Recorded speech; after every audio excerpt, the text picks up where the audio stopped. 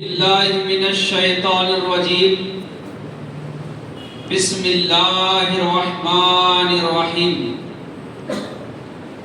ربنا اغفر لی ولوالدی وللمؤمنین یوم یقوم الحساب صدق اللہ مولانا العظیم وبلغنا رسولہ النبی الکریم ونحن علی ذلک لمن الشاہدین والشاکرین والحمدللہ رب العالمین بکار خیر شہرانم اغثنی یا رسول اللہ پریشانم پریشانم اغثنی یا رسول اللہ شہاب کس نواسی کن طبیبہ چارہ سازی کن مریض درد سیانم اغثنی یا رسول اللہ امداد کن از بندے غم آزاد کن در و دین و دنیا شاد کن یا غوث اعظم دستگیر پادائے توحید کے مدوالو اولیاء امت کے جانثارو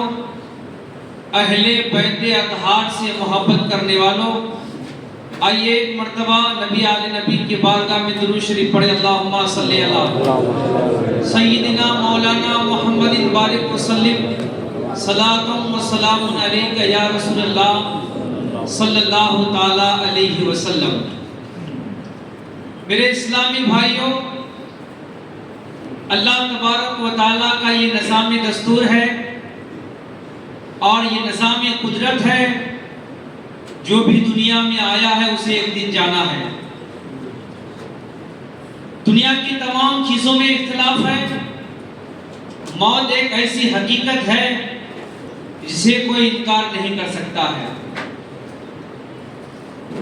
جب انسان کوئی مر جاتا ہے تو اس کے وارثین پر لازم اور ضروری ہے کہ ان کے لیے دعا کی جائے۔ بہت سے لوگوں کے یہاں، بہت سے مسلمان ایسے بھی ہیں جن کے یہاں دعا کا کوئی تصور نہیں ہے، دعا کا کوئی کانسیپٹ نہیں ہے، مر گیا تو مر گیا۔ جبکہ اللہ تبارک و تعالیٰ نے قرآن پاک میں بیان فرمایا ہے، جب کوئی شخص انتقال کر جائے ان کے وارثین پر، ان کے اولاد پر، ان کے دوست و احباب پر لازم ہے کہ ان کے لیے دعا کریں۔ اور ایک بات یہ بھی یاد رکھیں کہ جب سے دنیا وجود میں آئی ہے اور جتنے بھی انبیاء دنیا میں آئے، حضرت آدم علیہ السلام، حضرت نوح علیہ السلام، حضرت ابراہیم علیہ السلام، یہ جتنے بھی انبیاء آئے سب نے اپنے ماننے والوں کو دعا کی تعلیم دی۔ حضرت ابراہیم علیہ السلام نے اللہ کے بارگاہ میں دعا کی، ربنا اغفر لی ولوالدی وللمؤمنین یوم یقوم الحساب۔ اس دعا کو اللہ نے اس قدر پسند فرمایا، قرآن پاک میں اللہ نے اس دعا کو بیان کر دیا اور رہتی دنیا تک امام اس دعا کو پڑھتے ہیں۔ کیا دعا مانگا حضرت ابراہیم علیہ السلام نے؟ ربنا اغفر لی، اے پروردگار مجھے بخش دے، ولوالدی میرے ماں باپ کو بخش دے، وللمؤمنین اور تمام مومنین کو بخش دے، یوم یقوم الحساب قیامت کے دن۔ اسی طرح حضرت نوح علیہ السلام اللہ کے بارگاہ میں دعا کی، رب اغفر لی ولوالدی ولمن دخل بیتی مؤمنین والمؤمنات، اے پروردگار مجھے بھی معاف کر دے، میرے اولاد کو بھی معاف کر دے اور تمام مومنین کو معاف کر دے۔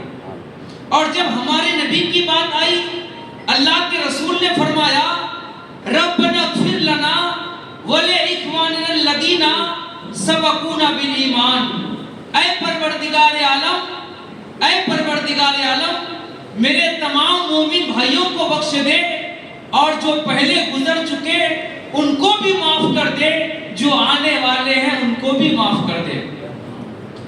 تو معلوم یہ ہوا اللہ کے رسول نے فرمایا وَلِإِخْوَانِنَا الَّذِينَ سَبَقُونَا بِالْإِيمَانِ، جو ایمان کے ساتھ دنیا میں آئے تھے اور جو ایمان کے ساتھ دنیا میں آئیں گے، اے پروردگار دونوں کو معاف کر دے۔ تو دعا مانگنے کا طریقہ اللہ نے بیان فرمایا، دعا مانگنے کا طریقہ انبیاء نے سکھایا، اور دعا مانگنا چاہیے۔ اور ایک موقع پہ اللہ کے رسول نے فرمایا، جب انسان مر جاتا ہے، جب انسان مر جاتا ہے، مرنے کے بعد آپ کی دولت کی کوئی فائدہ نہیں، خواہش نہیں، کام نہیں دے گا، آپ کی زمین جائیداد کام نہیں دیں گے، بلکہ مرنے والے یہ تمنا کرتے ہیں کہ میرا باپ، میرا بھائی، میرا دوست میرے لیے دعا کرے تو مجھے کام آئے گا۔ اور حدیث کے الفاظ ہیں فی القبر کالغریق المتصوص، یعنی ڈوبنے والا آدمی جس طرح ڈوبنے والے آدمی کو سوچتا ہے ہمیں تنکا مل جائے تو ہم سانس لے لیں گے، بچ جائیں گے، ایسے ہی مرنے والا یہ انتظار کرتا ہے جیسے ہی کوئی دعا کرے گا تو ہمیں فائدہ ہوگا۔ حدیث کے الفاظ ہیں من ابن و امن و اخن او صدقین، وہ انتظار کرتا ہے میرے ماں باپ میرے لیے دعا کرے گا، وہ انتظار کرتا ہے میرے اولاد میرے لیے دعا کرے گی، وہ انتظار کرتا ہے صدیقین، دوست و احباب۔ دوست حقیقی میں وہی ہوتا ہے جو زندگی میں بھی کام آئے اور مرنے کے بعد بھی کام آئے۔ چنانچہ وہ انتظار کرتا ہے میرے ماں باپ میرے لیے دعا کرے، میرے بھائی میرے لیے دعا کرے، میرے دوست میرے لیے دعا کریں، اور جب ان کے رشتہ دار، ان کے بھائیوں میں کوئی دعا کرتا ہے تو وہ دعا اس تک پہنچتی ہے تو وہ اس قدر خوش ہوتا ہے، اس قدر خوش ہوتا ہے کہ آپ تصور بھی نہیں کر سکتے۔ میرے پیارے رسول کے پیارے دیوانوں، علماء نے بیان فرمایا ہے اس آیت کریمہ کی روشنی میں مومن پر لازم ہے، واجب ہے کہ اپنے مومن بھائیوں، اپنے رشتہ داروں اور تمام لوگوں کے حق میں کیا کرے؟ دعا کرے، ایصال ثواب کرے۔ ایصال ثواب اتنی بہترین چیز ہے آپ سوچ بھی نہیں سکتے۔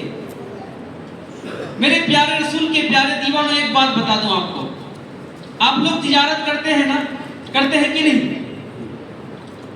دنیا میں جو انسان تجارت کرتا ہے تو تجارت میں کبھی فائدہ لیتا ہے، کبھی برابر سرابر کا معاملہ ہوتا ہے، اور کبھی گھاٹا ہو جاتا ہے، ہوتا ہے کہ نہیں؟ اللہ تبارک و تعالیٰ نے قرآن کریم میں ایک ایسی تجارت بیان فرمایا کہ اس تجارت میں گھاٹا ہوتا ہی نہیں۔ کہہ دیئے سبحان اللہ۔ اس تجارت میں گھاٹا ہوتا ہی نہیں۔ اب وہ تجارت کون سی ہے؟ اللہ تعالیٰ نے فرمایا قرآن پاک میں انفقوا مما رزقناکم سرا وعلانیہ، وہ لوگ جو میرے دیے ہوئے پر میرے راستے میں خرچہ کرتے ہیں۔ کیا فرمایا اللہ نے؟ قرآن کریم میں ہے وہ لوگ جو میرے دیے ہوئے پر میرے راستے میں خرچہ کرتا ہے، یرجونا تجارتا لن تبورا، ایسی تجارت میں گھاٹا ہوتا ہی نہیں ہے۔ کہہ دیئے سبحان اللہ۔ ایسی تجارت میں گھاٹا ہوتا ہی نہیں ہے۔ آپ دنیا میں تجارت کرتے ہیں، کبھی فائدہ ہوگا، کبھی نہیں ہوگا، کبھی برابر کا معاملہ ہوگا۔ اور یہ بات بھی آپ کو عرض کر دیں، دنیا میں جو آپ تجارت کرتے ہیں آپ کو جو منافع ہوگا اس کی لمٹ ہے کہ نہیں؟ اس کی ایک لمٹ ہے، کتنا ہی آپ فائدہ ہو جائے اس دنیا کی تجارت میں لمٹ ہے، مگر جو بندہ اللہ سے تجارت کرتا ہے اس کی کوئی لمٹ نہیں۔ جب بندہ اللہ سے تجارت کرتا ہے اس کی کوئی لمٹ نہیں ہے۔ اللہ سے تجارت کرنا کیا ہے؟ اللہ کے راستے میں خرچہ کرنا ہے۔ کہہ دیئے سبحان اللہ۔ اللہ کے راستے میں کیا ہے؟ خرچہ کرنا۔ یہ مسجد بن رہی ہے، آپ مسجد میں تعاون کیے تو گویا آپ اللہ سے تجارت کیے۔ کہہ دیئے سبحان اللہ۔ اور اللہ سے جو بندہ تجارت کرتا ہے کوئی گھاٹا نہیں ہے۔ ایک موقع پہ اللہ نے فرمایا جو بندہ میرے راستے میں 1 روپیہ خرچہ کرتا ہے میں اس کو 7 گنا نہیں 70 گنا نہیں بلکہ 700 گنا بڑھا دیتا ہوں. کہتی ہے سبحان اللہ. 70 گنا جو قرآن کریم میں ہے ہم لوگوں کی سمجھ کے لیے، ورنہ اللہ جب بندے کو دینا چاہے تو بندہ شمار ہی نہیں کر سکتا ہے، کوئی لمٹ نہیں ہے. میں نے کہا ہے دنیا کی تجارت میں ایک حد ہے، ایک متعین وقت حد ہے، لمٹ ہے. جب بندہ اللہ سے تجارت کرتا ہے اس سے کوئی لمٹ نہیں ہے. 1 روپیہ آپ خرچہ کریں گے اللہ آپ کو 700 گنا بڑھا کر دے گا، قرآن میں اس سے بھی زیادہ. میرے پیارے رسول کے پیارے دیوانوں، یہ جو مسجد بن رہی ہے یہ مسجد ہے، اس مسجد میں بہت زیادہ کام کی ضرورت ہے. اور گاؤں والے کا ایک دستور ہے کہ جب کوئی زیارت کا پروگرام ہوتا ہے، نکاح کا پروگرام ہوتا ہے تو مہمانوں سے کچھ بطور تعاون وصول کیا جاتا ہے اور مہمان خوشی خوشی مسجد میں تعاون کرتے ہیں. تو میں آپ لوگوں سے گزارش کرتا ہوں آپ مرحوم کے نام، اپنے ماں باپ کے نام، اپنے رشتہ داروں کے نام جہاں تک ہو سکے آپ مسجد کے نام دے سکتے ہیں.